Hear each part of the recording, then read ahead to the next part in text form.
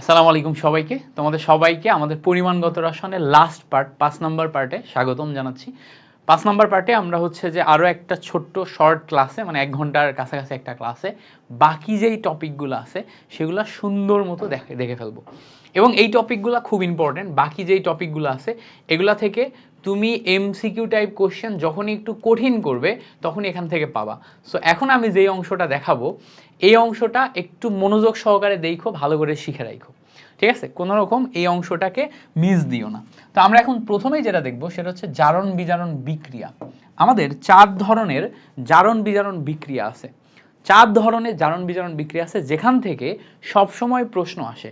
So এই 4 ধরনের জারণ বিজারণ বিক্রিয়া আমাদের খুব ভালো করে শিখতে হবে।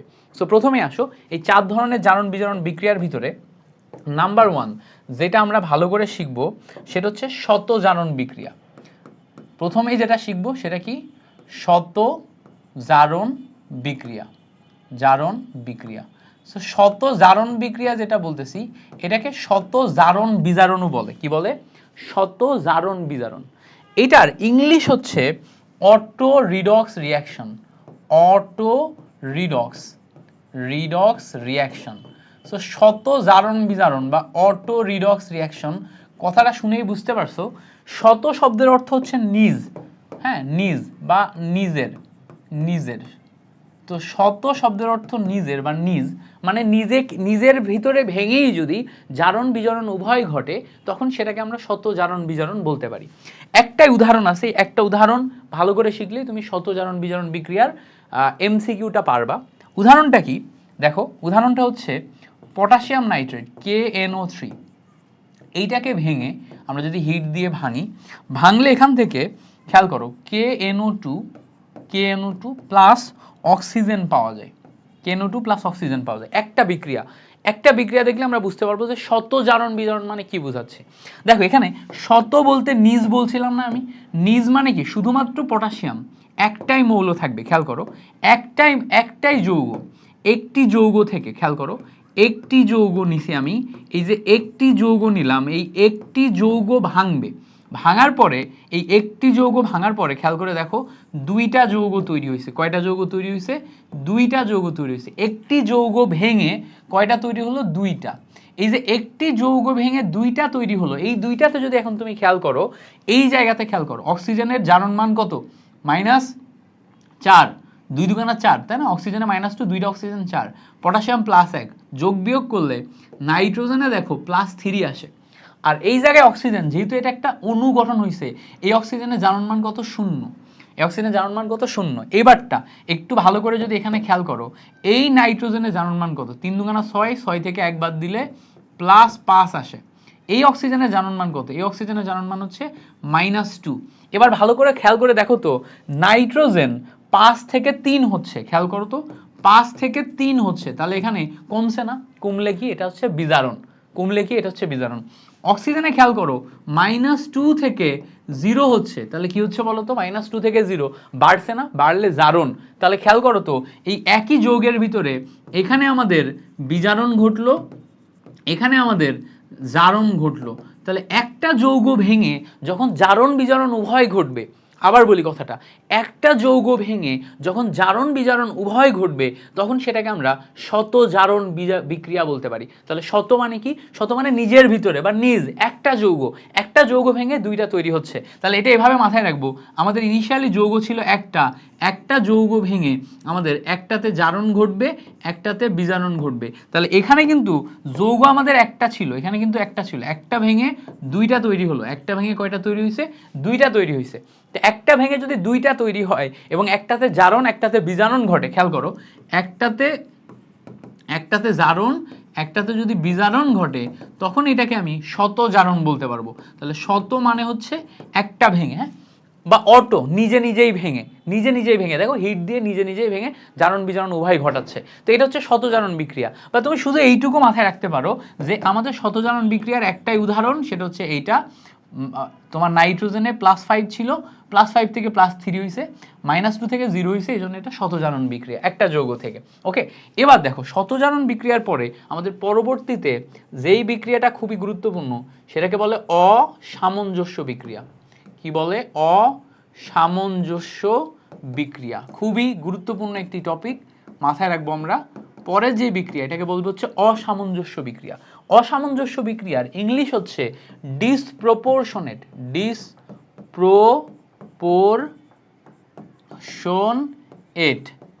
Reaction, disproportionate.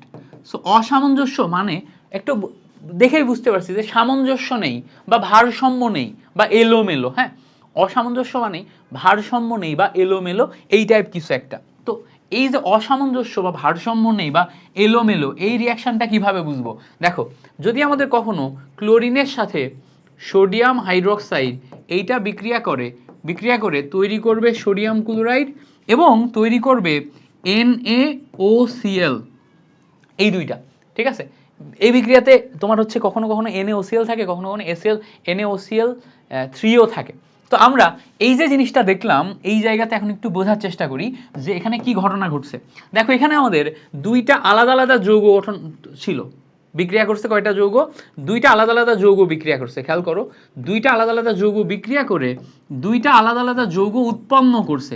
But problem is, এই দুইটা আলাদা আলাদা যৌগের ভিতরে এমন একটা যৌগ থাকবে, একটা যৌগ ভেঙে তোমার দুইটা তৈরি হবে, একটা যৌগ ভেঙে দুইটা তৈরি হবে, বা একটা যৌগের জারণও ঘটবে এবং একটা যৌগের বিজারণও ঘটবে। যদি এরকম ঘটে তখন সেটাকে আমরা অসামঞ্জস্য বলতে পারি। দেখো, দুইটা থেকে দুইটা উৎপন্ন হয়েছে, বাট এর ভিতরে একটা বিক্রিয়ক ভেঙে সেই বিক্রিয়কের জারণও ঘটছে, বিজারণও ঘটছে। আবার বলি, দুইটা বিক্রিয়ক থেকে দুইটা উৎপাদ, বাট একটা বিক্রিয়ক থেকে জারণও ঘটছে, বিজারণও ঘটছে, তখন সেটাকে আমরা বলবো অসামঞ্জস্য বা ডিসপ্রপোর্শনের। ব্যাপারটা কি খেয়াল করে দেখো, এই ক্লোরিনের জারণ মান 0, এই ক্লোরিনের জারণ মান কত? 0। 0 থেকে খেয়াল করে দেখো, এই জায়গায় জারণ মান -1, এই জায়গায় জারণ মান কত? -1। এই জায়গায় ভালো করে খেয়াল করলে দেখবা এই ক্লোরিনের জারণ মান +1, কারণ অক্সিজেনের -2, এটা +1, এটা +1, তাহলে 0 হয়ে যায়। এখানে +1 হলে এটা -1, তাহলে খেয়াল করো তো, 0 থেকে এই জায়গায় খেয়াল করো, এই জায়গায় 0 থেকে একটা জারণ মান +1 এ যাচ্ছে, আর 0 থেকে একটা জারণ মান -1 এ যাচ্ছে। সো 0 থেকে +1 এবং -1 যদি একটা বাড়ে একটা কমে, তাহলে খেয়াল করো তো, 0 থেকে +1 এইটাতে আমার জারণ ঘটলো, আর 0 থেকে -1 এইটাতে আমার বিজারণ ঘটলো। তাহলে যদি একটা ভেঙে জারণ বিজারণ উভয় ঘটে, এই যে 0 থেকে +1 -1 উভয় ঘটলো, এইটাকে আমরা বলতে পারি অসামঞ্জস্য বিক্রিয়া। অসামঞ্জস্য, ঠিক আছে, অসামঞ্জস্য। এখানে কিছু একটা উল্টাপাল্টা অসামঞ্জস্য হয়েছে। সেটা কি? দুইটা বিক্রিয়ক থেকে দুইটা উৎপাদ তৈরি হয়েছে, বাট একটা বিক্রিয়কের জারণও ঘটছে, বিজারণও ঘটছে। আগেরটা দেখো, অটোটাই কি হয়েছিল, একটা অটোমেটিক ভেঙে গেছিল, ভেঙে দুইটা উৎপাদে পরিণত হয়েছিল। এর ভিতরে আবার দুইটা আলাদা আলাদা মৌল, একটা মৌলে জারণ ঘটছিল, একটা মৌলে বিজারণ ঘটছিল, দুইটা আলাদা আলাদা মৌলে ছিল কিন্তু, বাট অসামঞ্জস্যের ক্ষেত্রে একটা মৌলেই জারণ বিজারণ উভয় ঘটবে।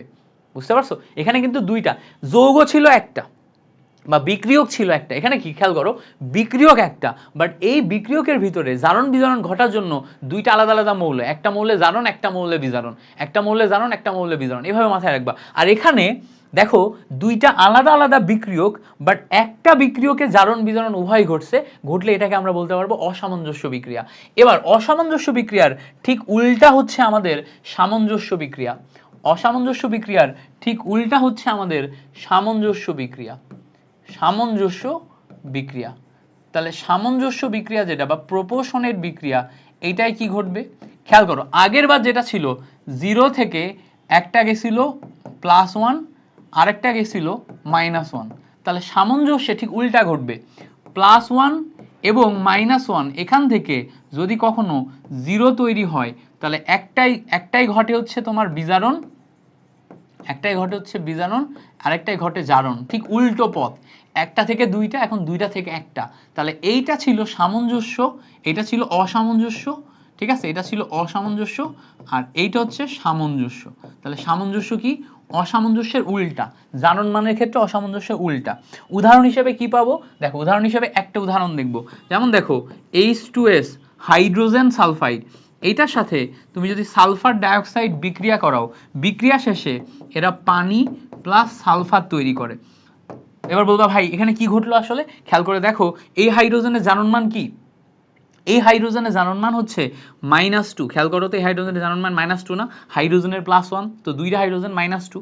এই সালফারের জারণ মানের ক্ষেত্রে খেয়াল করো অক্সিজেনের -2 দুইটার ক্ষেত্রে +4, তাই না, +4 আসে। তো এখানে একটু খেয়াল করো এই যে সালফার, এই সালফারে কত 0, তাহলে -2 থেকে একটা যাচ্ছে 0, আরেকটা হচ্ছে +4 থেকে আরেকটা যাচ্ছে 0।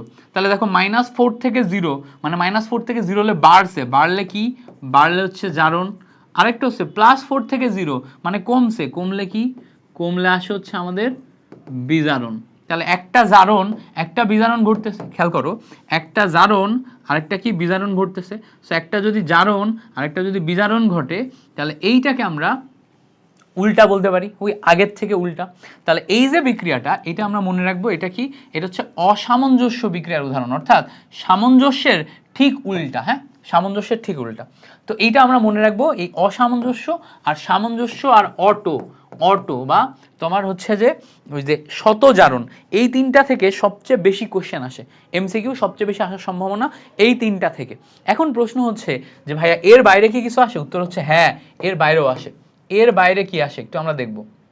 আরেকটা বিক্রিয়া আছে, বিক্রিয়ার নাম হচ্ছে বিরঞ্জন বিক্রিয়া। বিরঞ্জন বিক্রিয়া, দেখো রঞ্জন মানে হচ্ছে রং, রঞ্জন কথাটা শুনলেই মাথায় একবার রং, রং, রঞ্জন থেকে রং, বিরঞ্জন মানে রংহীন, রংহীন, রংহীন বা সোজা কথা বর্ণহীন তৈরি করার বিক্রিয়া। যেই বিক্রিয়ার মাধ্যমে বর্ণহীন বা কালারলেস তৈরি করে, যেই বিক্রিয়ার মাধ্যমে বর্ণহীন বা কালারলেস তৈরি করে, তো বর্ণহীন বা কালারলেস যেই বিক্রিয়ার মাধ্যমে তৈরি করে তারাই হচ্ছে বিরঞ্জন। তাহলে ব্যাপার হচ্ছে এরকম, ধরো তোমার কাছে একটা বস্তু আছে, এটা একটা বস্তু, এই বস্তুটা ধরো রঙিন, এই বস্তুটা কেমন, এই বস্তুটা হচ্ছে রঙিন। এখন এই বস্তুর সাথে তুমি যদি জায়মান অক্সিজেন বিক্রিয়া করাও, জায়মান অক্সিজেন, ন্যাসকেন্ড অক্সিজেন, ঠিক আছে, এই জায়মান অক্সিজেন বিক্রিয়া করালে জায়মান অক্সিজেনের কাজই হচ্ছে রঙিন বস্তুকে বর্ণহীন করা, মানে এই রঙিন বস্তু এখন কালারলেসে রূপান্তর হবে, এই রঙিন বস্তু কি হবে, কালারলেসে রূপান্তর হবে। তাহলে যে কোনো একটা বস্তু যদি রঙিন হয় সেইটাকে জায়মান অক্সিজেনের সাথে বিক্রিয়া করাইলে সে কি হয়, কালারলেসে রূপান্তর হয়। এখন আমরা কোন কোন জায়গা থেকে কালারলেস পাইতে পারি? দেখো আমরা যদি ক্লোরিন নিই, ক্লোরিনের সাথে পানি বিক্রিয়া করাই, সালফার ডাইঅক্সাইডের সাথে পানি বিক্রিয়া করাই, তারপরে H2O2 নিই, এই ধরনের বস্তুগুলাতে আমরা জায়মান অক্সিজেন পাই, এই ধরনের বিক্রিয়াগুলোতে আমরা জায়মান অক্সিজেন পাই, এই ধরনের বিক্রিয়াগুলোতে আমরা জায়মান অক্সিজেন পাই। তো এই ধরনের বিক্রিয়াগুলোতে যেহেতু জায়মান অক্সিজেন তৈরি হচ্ছে, এই সবাই বিরঞ্জন বিক্রিয়া দেয়। কি দেয়? বিরঞ্জন বিক্রিয়া দেয়। তাহলে তোমাকে প্রশ্ন করবে নিচের কোনটি বিরঞ্জন বিক্রিয়া দেয়, তুমি বলবা ক্লোরিনের সাথে অক্সিজেন বিক্রিয়া করে বিরঞ্জন বিক্রিয়া দেয়, সালফার ডাইঅক্সাইডের সাথে অক্সিজেন বিক্রিয়া করে বিরঞ্জন বিক্রিয়া দেয়, হাইড্রোজেন পারঅক্সাইড বিরঞ্জন বিক্রিয়া দেয়।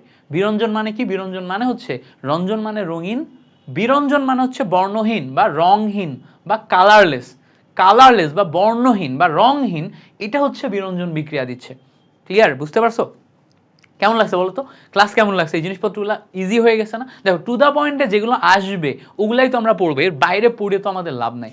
আমরা টোটাল চ্যাপ্টারটাকে সিম্পলিফাইড করে টু দা পয়েন্টে যা যা আমাদের আসছে আমরা শুধু তাই পড়বো, এর বাইরে আমরা কিছু পড়বো না। সো আমাদের এখানে মেইন দেখার উদ্দেশ্য হচ্ছে টু দা পয়েন্টে যা যা আসে এর বাইরে যেন আমরা কিছু না পড়ি। ওকে, সো এখানে আমরা বিরঞ্জন সম্পর্কে একটা ক্লিয়ার ধারণা পেয়ে গেলাম।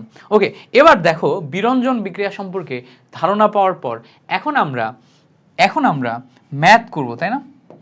বাট ম্যাথ করার আগে আমাদের এই জারণ বিজারণের ম্যাথের বেসিক তো থাকা লাগবে। উইদাউট বেসিক আমরা কি ম্যাথ করতে পারবো? উইদাউট বেসিক আমরা ম্যাথ করতে পারবো না। তো ম্যাথ করার জন্য আগে আমরা ম্যাথের ফর্মুলা দেখি, জারণ বিজারণের ফর্মুলা দেখি, তারপরে যে আমরা ম্যাথের বেসিকটা শিখি।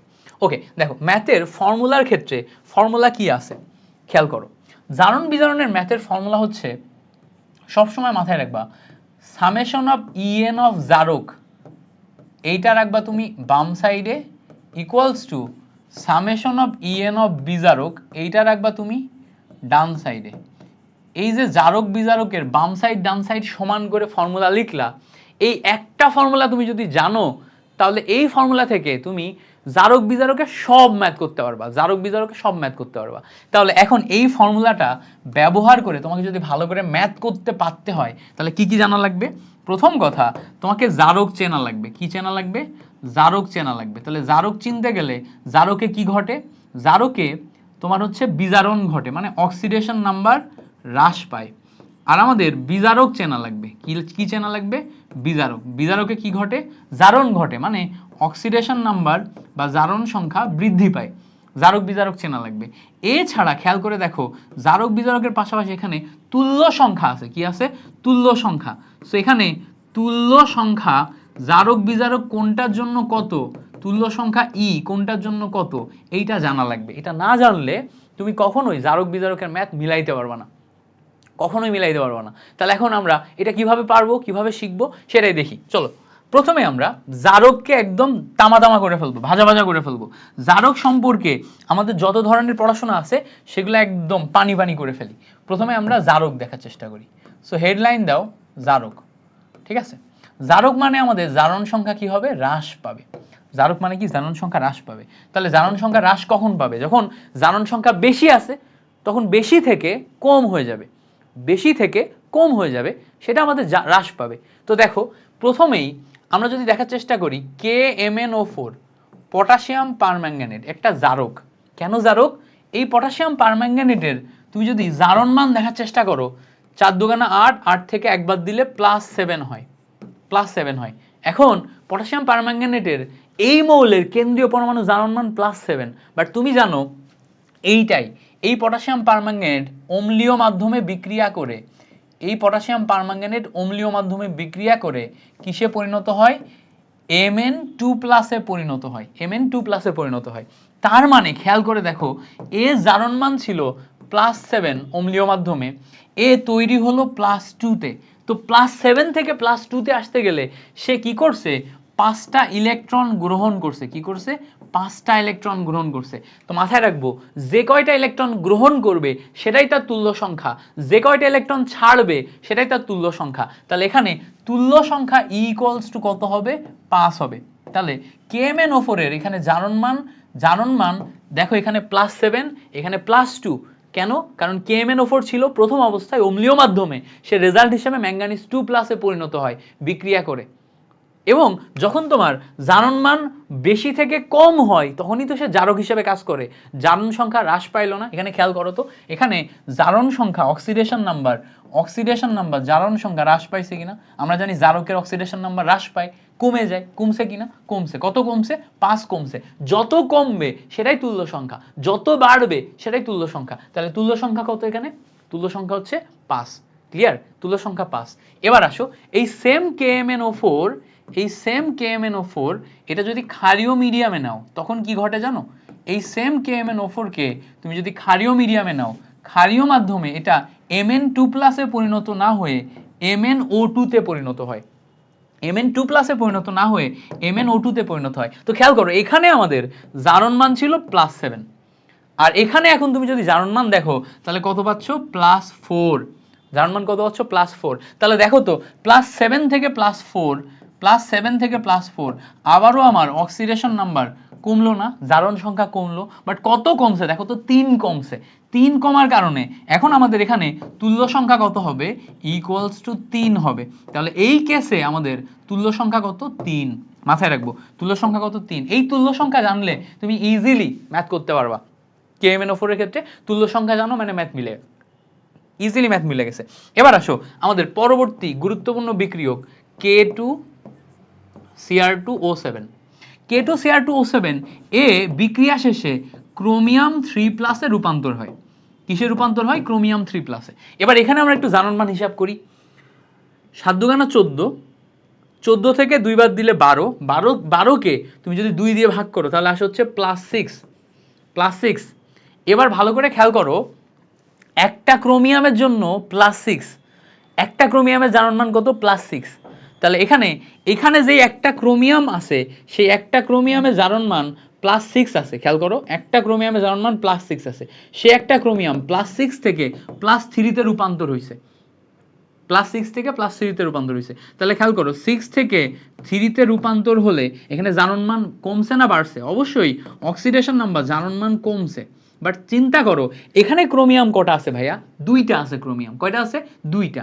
একটার জন্য তিনটা কমছে, খেয়াল করো দুইটা আছে, একটার জন্য তিনটা কমছে, তাহলে দুইটার জন্য কয়টা কমবে? ছয়টা। দেখো একটা ক্রোমিয়াম তিনটা কমাইলো, আরেকটা ক্রোমিয়াম আরো তিনটা কমাবে, তাহলে দুইটা ক্রোমিয়াম এখানে Cr2 এখানে যখন আসবে তখন Cr ক্রোমিয়াম 3+ এ রূপান্তর হবে, তখন দুইটা ক্রোমিয়ামের জন্য তুমি এখানে তুল্য সংখ্যা কত লিখবা?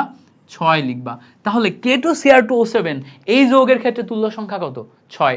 সবসময় মাথায় রাখবো K2Cr2O7 এই যৌগের ক্ষেত্রে তুল্য সংখ্যা কত? 6। এবং এইটাও একটা জারক। এটা কি? একটা জারক। তা এই পর্যন্ত মনে থাকবে, এটা একটা জারক। এবার আসো পরের যৌগে যাই। Iron chloride FeCl3। এই আয়রন ক্লোরাইড আয়রন 2+ এ রূপান্তর হয়। খেয়াল করো এখানে আয়রন +3 আছে, এখানে আয়রন +2, +3 থেকে +2, খেয়াল করো +3 থেকে +2 কমছে না? তাহলে কমলে অক্সিডেশন নাম্বার কমে গেল, তাহলে জারক হিসেবে কাজ করবে। জারক হিসেবে কাজ করলে এখানে আমাদের তুল্য সংখ্যা কত আসবে? খেয়াল করো তুল্য সংখ্যা আসবে হচ্ছে 1। তুল্য সংখ্যা কত আসবে? 1। সো এইভাবে আমরা জারকগুলো আইডেন্টিফাই করে ফেললাম, জারকগুলো আইডেন্টিফাই করলাম। আরো জারক আছে, আরো জারক আছে যেগুলো আমাদের বিভিন্ন জায়গায় ব্যবহার হয়, আমরা একটু দেখি। যেমন দেখো কপার সালফেট, কপার সালফেটে কপারের জারণমান +2, এ যদি কপার প্লাসে রূপান্তর হয় তাহলে খেয়াল করো তো 2 থেকে 1 হইছে, তাহলে তুল্য সংখ্যা কত আসবে? 1। এই হচ্ছে আমাদের কয়েকটা জারক, যেই জারকগুলো আমরা যদি জানি তাহলে আমাদের বিক্রিয়া করা ইজি হবে। এই জারকগুলা যদি আমরা জানি তখন আমাদের বিক্রিয়া করা ইজি হবে। এরপরে আসো আমরা কয়েকটা বিজারক দেখব। কি দেখব? কয়েকটা বিজারক। প্রথমে আসো খুবই গুরুত্বপূর্ণ একটি পরিচিত বিজারক হচ্ছে H2C2O4। H2C2O4 বিক্রিয়া শেষে তোমার কার্বন ডাইঅক্সাইডে রূপান্তর হয়। কিসে রূপান্তর হয়? Carbon dioxide. এখন প্রশ্ন হচ্ছে ভাইয়া ঘটনা কি ঘটে? খেয়াল করো H2C2O4 এর জারণমান একটু হিসাব করো। 4টা অক্সিজেন আছে, 4 দুগুণা 8, 8 থেকে 2 বাদ দিলে কত? 6, 6 কে 2 দিয়ে ভাগ করলে কত? 3। তাহলে এই কার্বনের জারণমান +3, কত? +3। এখানে যদি একটু খেয়াল করো এখানে কার্বনের জারণমান কত? +4। তাহলে দেখো +3 থেকে 4 হচ্ছে, 3 থেকে 4 হচ্ছে, বাড়ছে না কমছে? অক্সিডেশন নাম্বার বৃদ্ধি পাচ্ছে, অক্সিডেশন নাম্বার বৃদ্ধি পাচ্ছে। এবার চিন্তা করো এখানে কার্বন কয়টা আছে? একটা। এখানে কার্বন কয়টা আছে? একটা। তাহলে মিলানোর জন্য 2 দিতে হবে। 2 দিলে খেয়াল করো, 2 দিলে খেয়াল করো একটা কার্বনের জন্য বৃদ্ধি পায় 1, একটা কার্বনের জন্য বৃদ্ধি পায় 1, তাহলে দুইটা কার্বনের জন্য বৃদ্ধি পায় 2। তার মানে এই জায়গাতে এই যৌগের তুল্য সংখ্যা কত আসবে? 2 আসবে। এই যৌগের তুল্য সংখ্যা কত আসবে? 2 আসবে। এই তুল্য সংখ্যা যদি তুমি একবার বুঝে যাও সব ম্যাথ ইজিলি পারবা। এই তুল্য সংখ্যা একবার বুঝে গেলে সব ম্যাথ ইজিলি পারবা। সো তুল্য সংখ্যাটা এখানে মেইনলি বুঝতে হবে। এরপরে আসো দেখো আয়রন সালফেট নিলাম, আয়রন সালফেট থেকে Fe2SO4 তে রূপান্তর হয়। এর মানে কি? A+2 ছিল, এখানে +3 তে রূপান্তর হয়েছে, +2 ছিল +3 তে রূপান্তর হয়েছে। তাহলে এখানে বাড়ছে কয়টা? খেয়াল করো তো বাড়ছে কয়টা? দেখো এখানে 1 বাড়ছে। সো এখানে যদি তুমি এই যৌগটা না নিয়ে নর্মালি আয়রন 3+ এ রূপান্তর করো তখন তুল্য সংখ্যা 1 আসবে। কত আসবে? 1 আসবে। ক্লিয়ার হয়েছে? সো এইগুলো হচ্ছে আমাদের এক একটা তুল্য সংখ্যা যেগুলো আমরা দেখব। এছাড়া আমাদের SnCl2 এখান থেকে SnCl4 এ রূপান্তর হয়, যেখানে আমাদের তুল্য সংখ্যা 2 বাড়ে। এখানে ছিল +2 আর এখানে হয়ে যায় +4, তুল্য সংখ্যা 2 বাড়ে। তো এগুলো এক একটা এমসিকিউ এর জন্য ইম্পর্টেন্ট, এক একটা কি এমসিকিউ এর জন্য ইম্পর্টেন্ট, যেগুলো আমাদের লাগবে।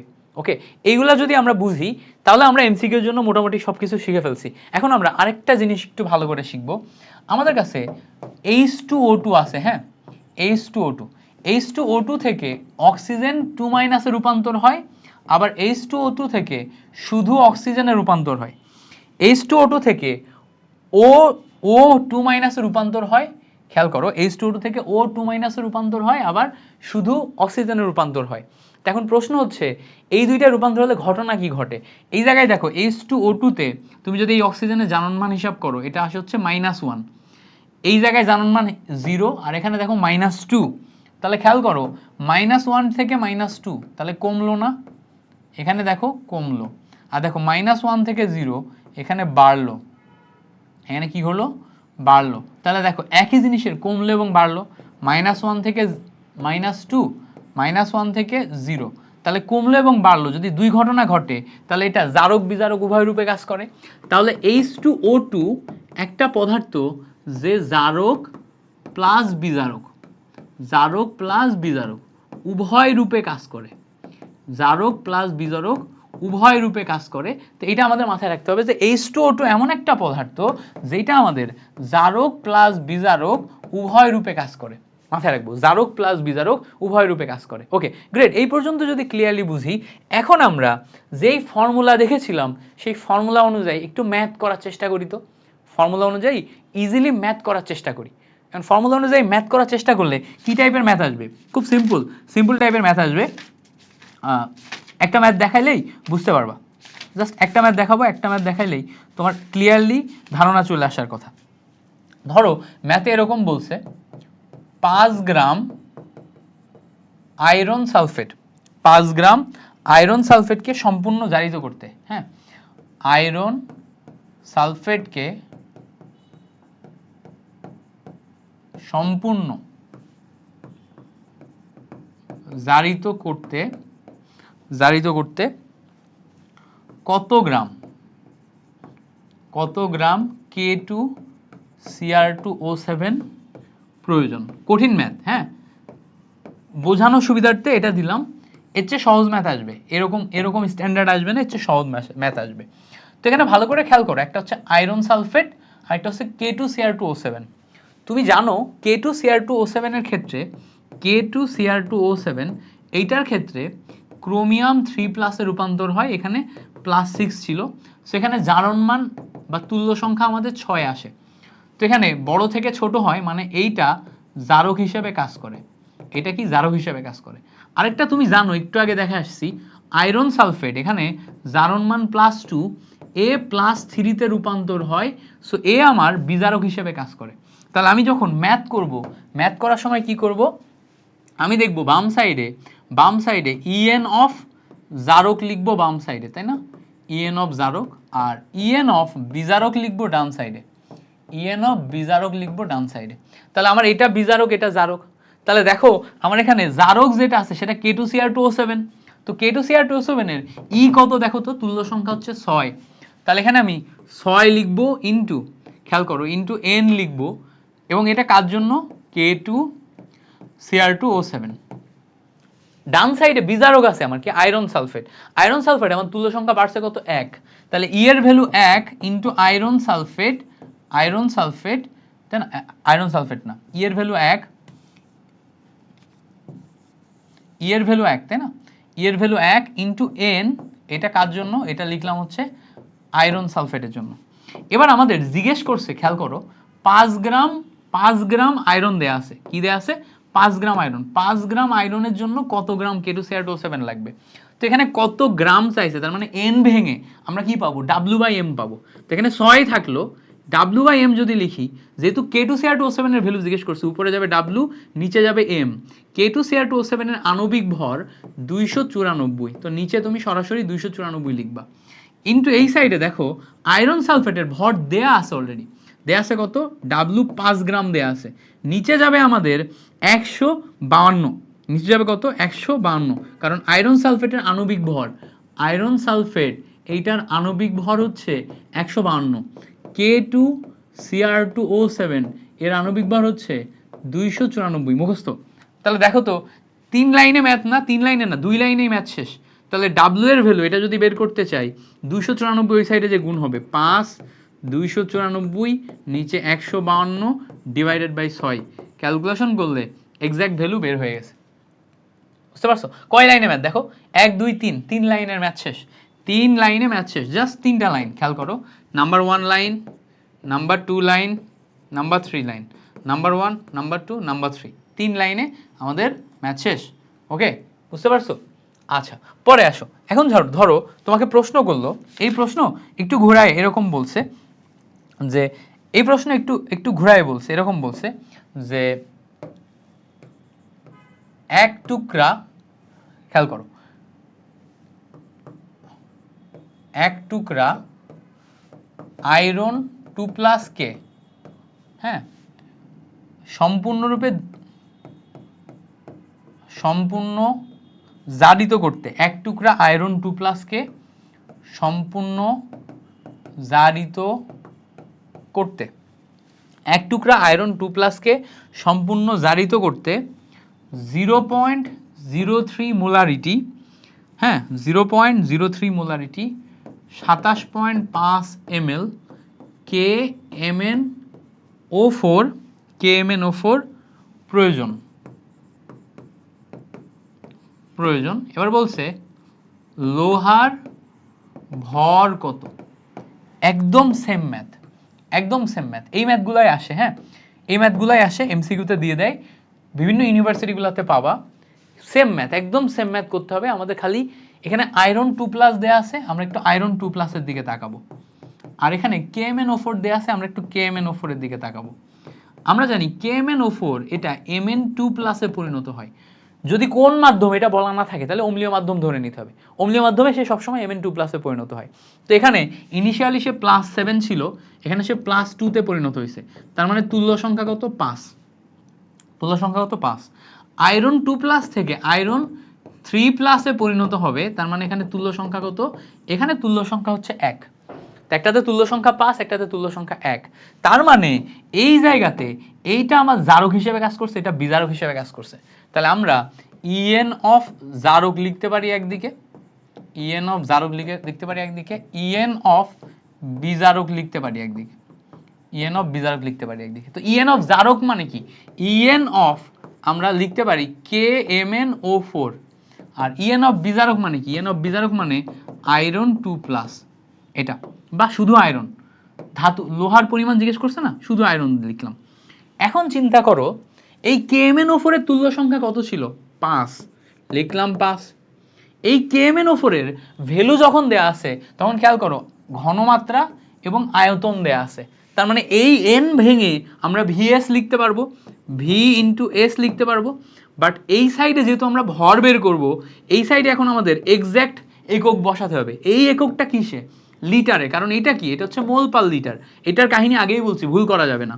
এবার দেখো এই আয়রনের তুল্য সংখ্যা কত, এখানে 1, এই n কে ভেঙে যেহেতু আমার ভর জিজ্ঞেস করছে আমরা W/M লিখতে পারবো।